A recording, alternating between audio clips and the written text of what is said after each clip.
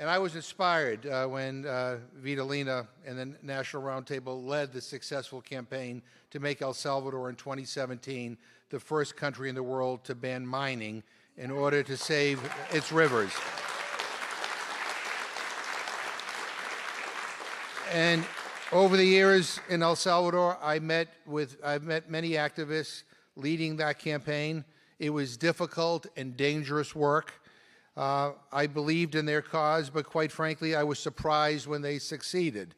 That campaign was then and remains today an extraordinary achievement. So tonight, I am proud to shine the spotlight on an organization that is fighting against human rights abuses and the erosion of the rule of law in El Salvador.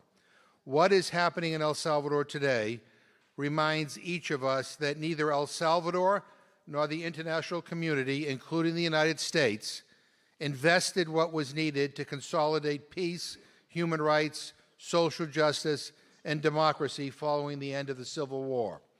We pour billions and billions into war, but barely a penny into peace.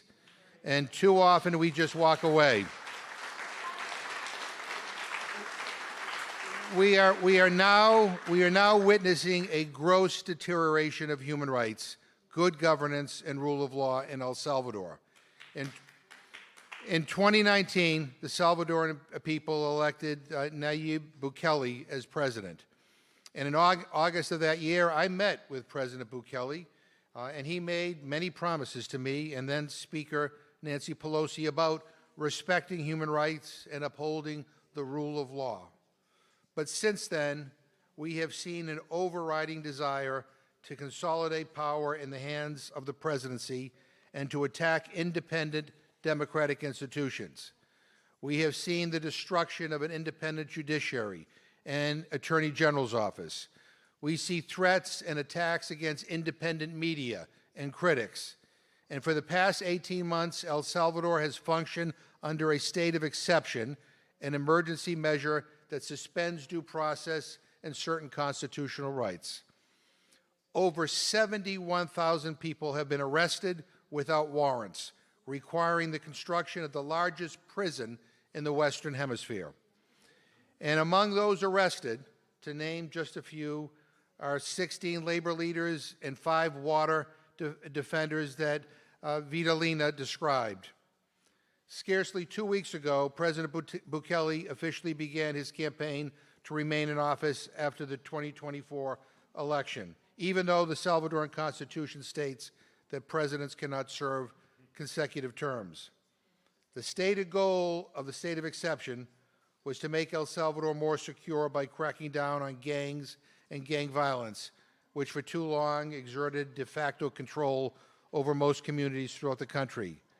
But from the beginning, the state of exception was also used to intimidate and threaten critics, civil society, and political opponents who raised questions or opposed the state of exception and its abuses.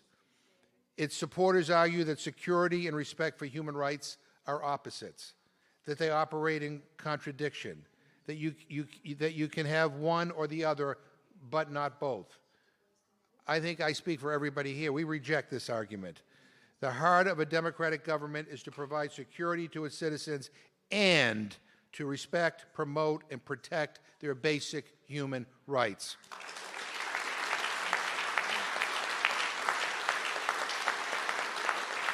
So this might be difficult to achieve, but it is never, ever an either-or choice.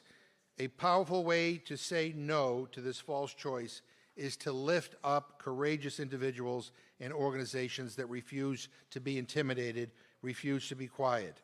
Tonight we honor one of them, Tutela Legal Maria Julia Hernandez.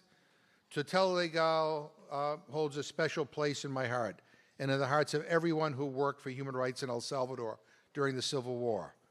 Originally formed as the Legal Aid Office of the Catholic Archdiocese in 1982, it was one of the only places in El Salvador where people could go to share their testimony after loved ones had been disappeared or killed.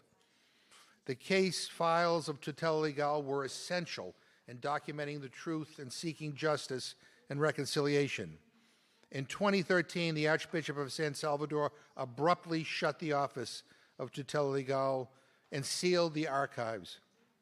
Shortly afterwards, an independent organization, the Tutela Legal Maria Julia Hernandez Legal Association, was formed to continue that valuable human rights work. The new organization is named after one of the most fearless and tireless human rights defenders of El Salvador, a woman who worked with St. Oscar Romero and Archbishop Rivera Damas. I knew Maria Julia for decades. I admired her. I respected her. I was occasionally intimidated by her. And like you, I loved her and I miss her. It is fitting that this association, organized to carry on the vital work of the original Tutela Legal, honors that legacy in her name. Tutela Legal Maria Julia Hernandez is on the front lines of the struggle for justice, defending working people who have been locked up without a trial, tortured and smeared as terrorists despite having no ties to gangs or crime. And every day, Tutela Legal lawyers and staff accompany parents, siblings, and children who have spent the last year or year and a half not knowing whether their loved ones are alive or dead or inside prison walls. In coordination with other human rights organizations, Tutela Legal has submitted over 3,300 habeas corpus briefs to the Supreme Court on behalf of innocent civilians and community leaders who have been wrongly detained. It is spearheading efforts at the Inter-American Commission on Human Rights to win protections for human rights and environmental defenders and to challenge violations of due process and international law in El Salvador. It does this work surrounded by danger and intimidation. There is no doubt in my mind that its staff, its lawyers, and its advocates deserve our support, our gratitude, and our solidarity. So it is my pleasure to invite Director Ovidio Mauricio and co-founder Alejandro Diaz to the stage to accept the 2023 Letelier Moffat International Human Rights Award.